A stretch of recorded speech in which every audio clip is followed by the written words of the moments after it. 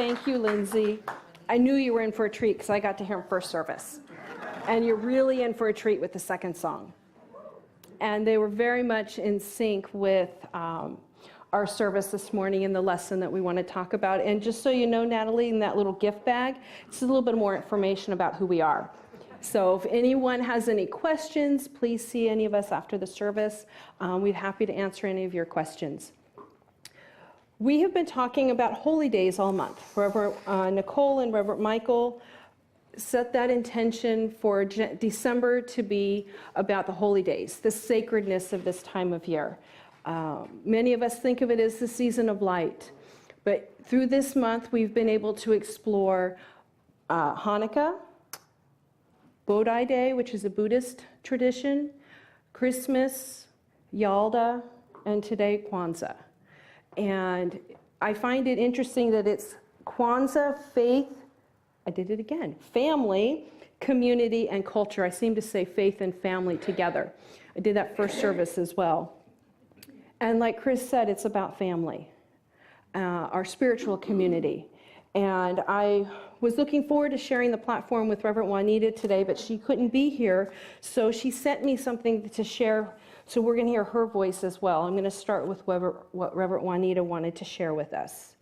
She says, Kwanzaa is a Pan-African holiday, meaning that it is meant to unite people of African descent wherever in the world they live. Kwanzaa is celebrated globally, not just in America, it's in Canada and the Caribbean and many other places internationally.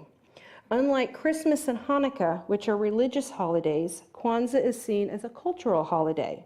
In fact, most people celebrate both Kwanzaa and Christmas.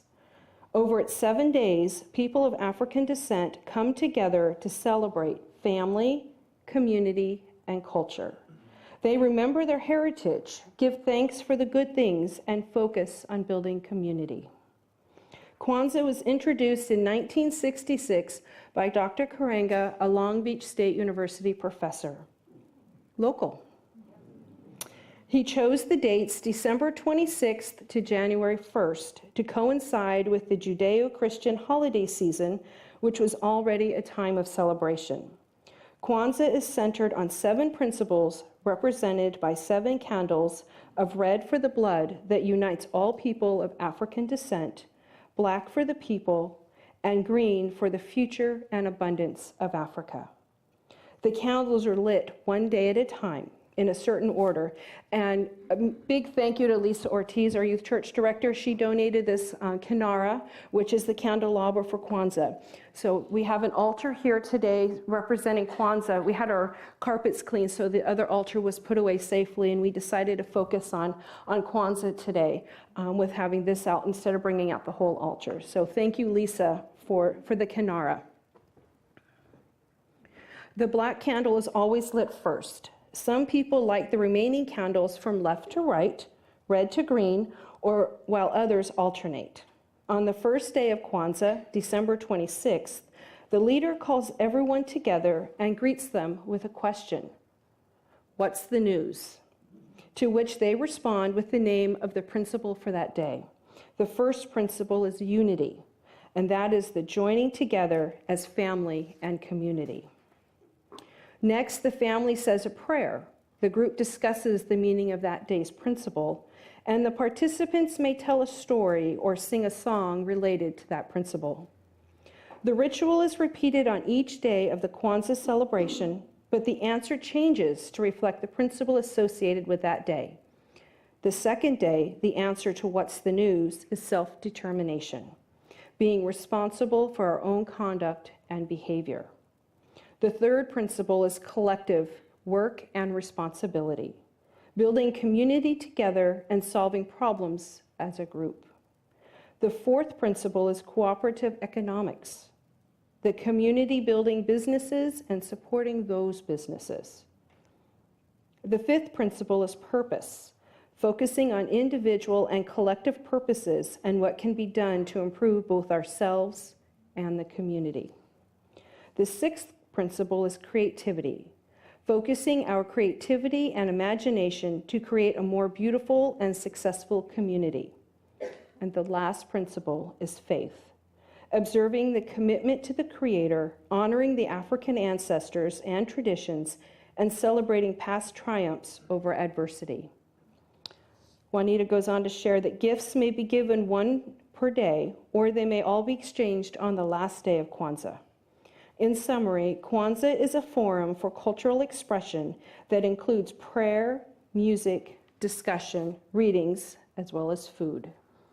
They have a big celebration. And Dr.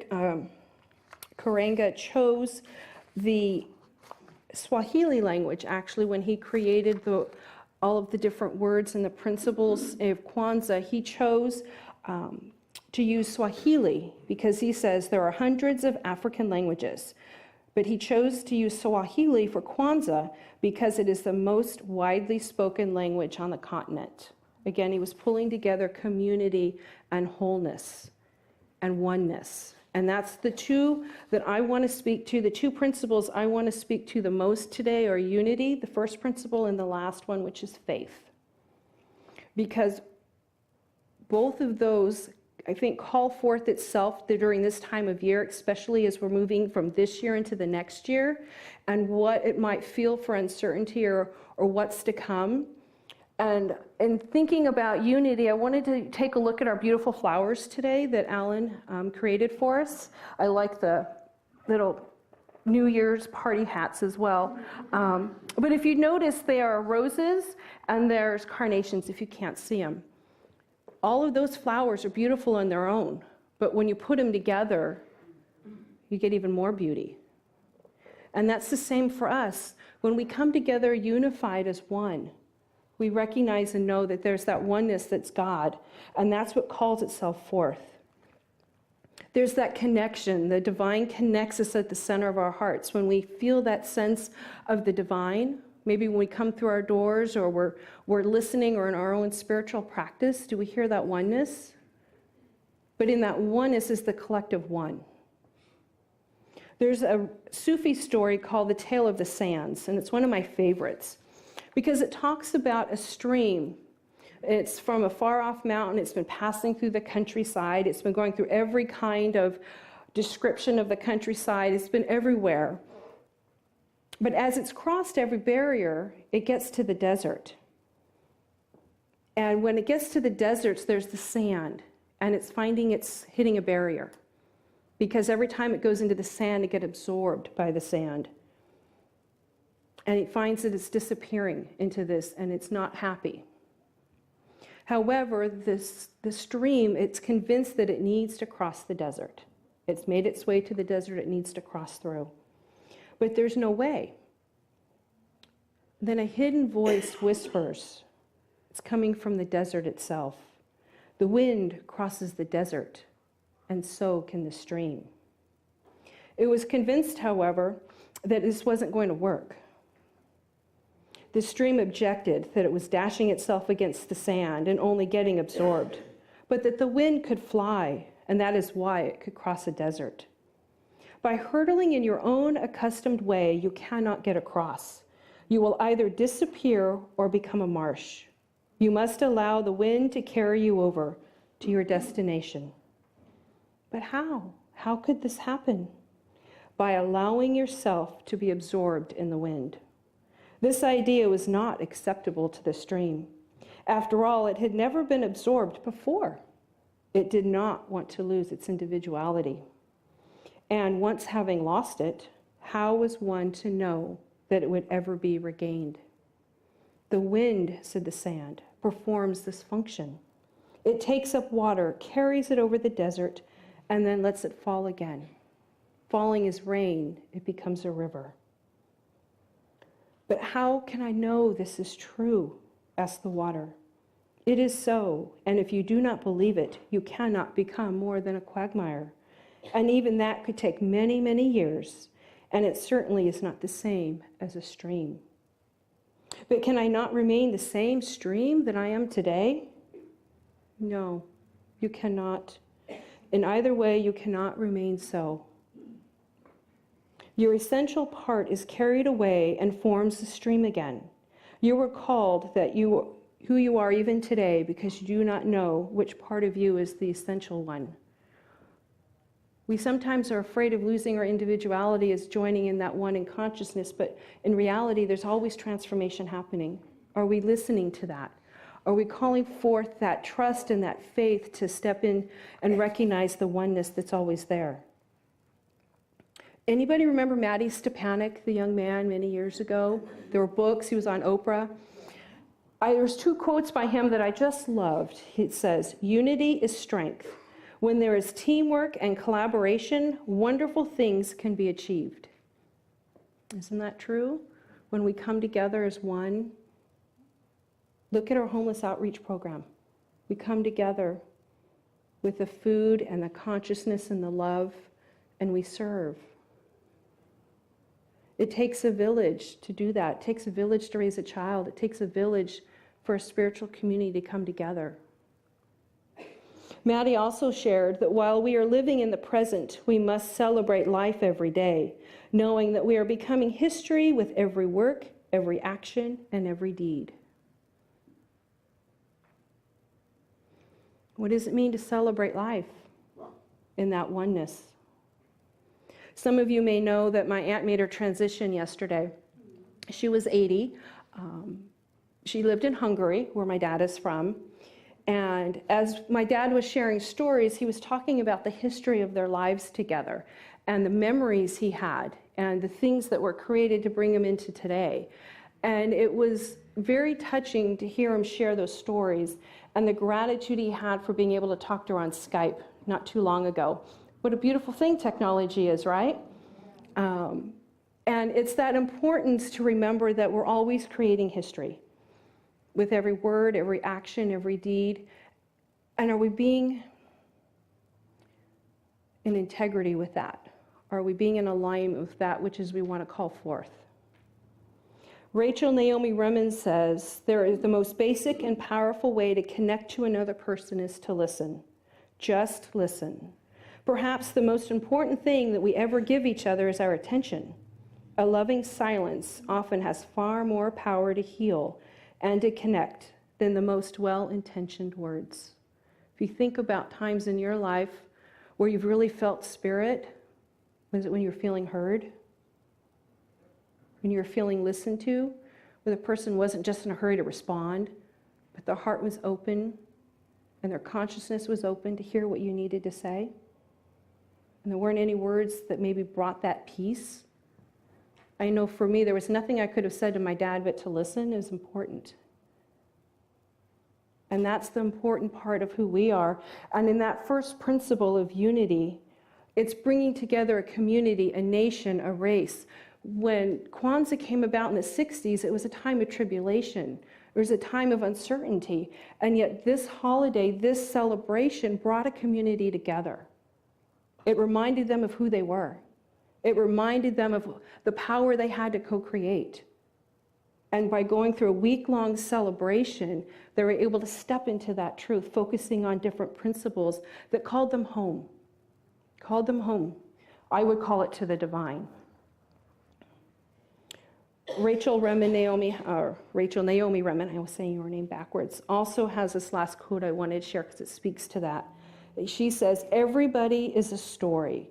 When I was a child, people sat around kitchen tables and told their stories.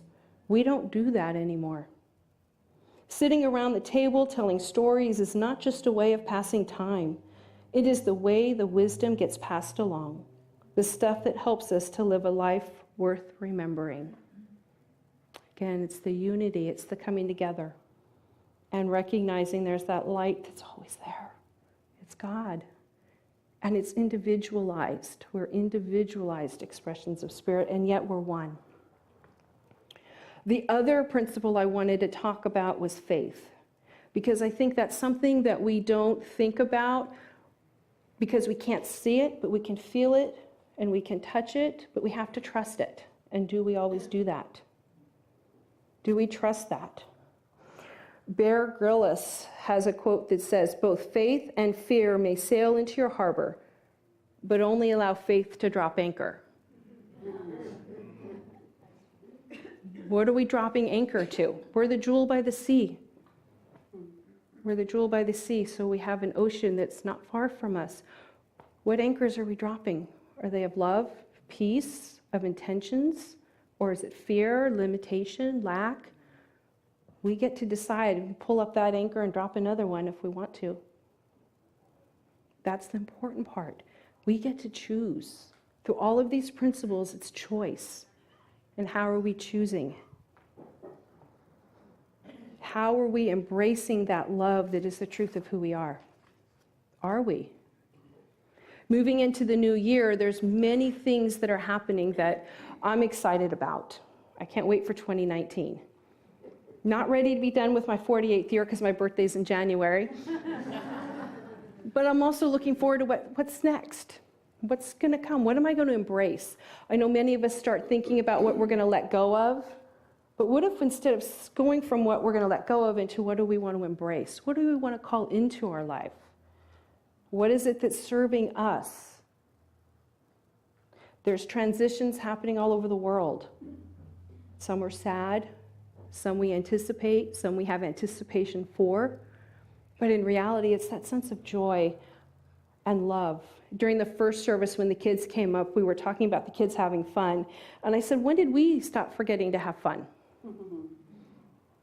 You know, I think it was the beginning of last year, the youth church did those affirmations on those stick things. And I usually pick the one that says I am abundant or I am creative.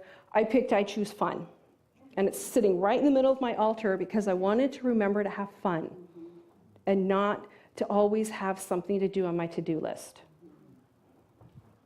But sometimes it takes trust. There's a parable that I'm going to end with. It's a modern day parable about letting go. And it takes place in nature. It's a rock climber who has decided that he wants to reach the summit of a mountain. And he spends years preparing, spends years getting everything together before he begins his adventure.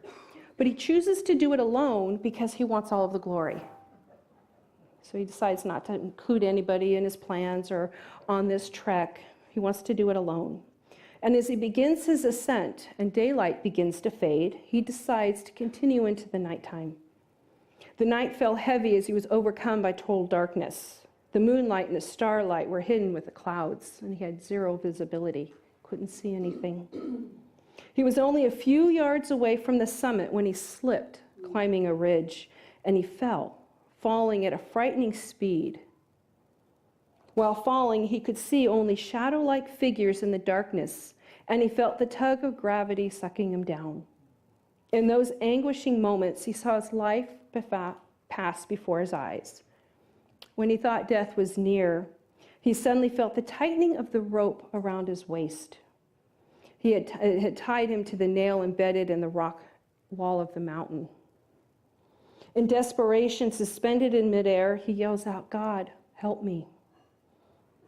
Then, unexpectedly, a deep voice from heaven responds, "What would you have me do?"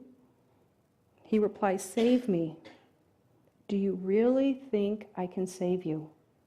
"Of course." "Well, then cut the rope."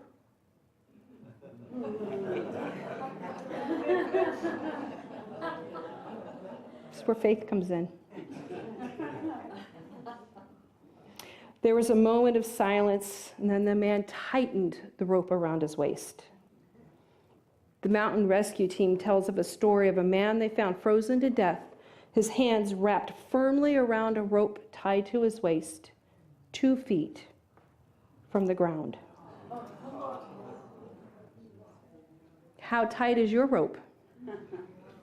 Would you let go, or would you hold on even tighter instead of trusting?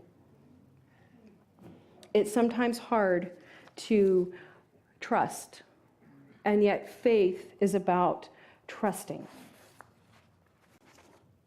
There was another definition with Kwanzaa about faith that I wanted to share, the one in addition to the one Reverend Juanita shared. It shared that faith focuses on being positive and believing in the potential of the self and the community as a whole. When we come together as one in community, it takes a village. When we come together as one, as a culture, we recognize the divine is in the midst of that, expressing itself.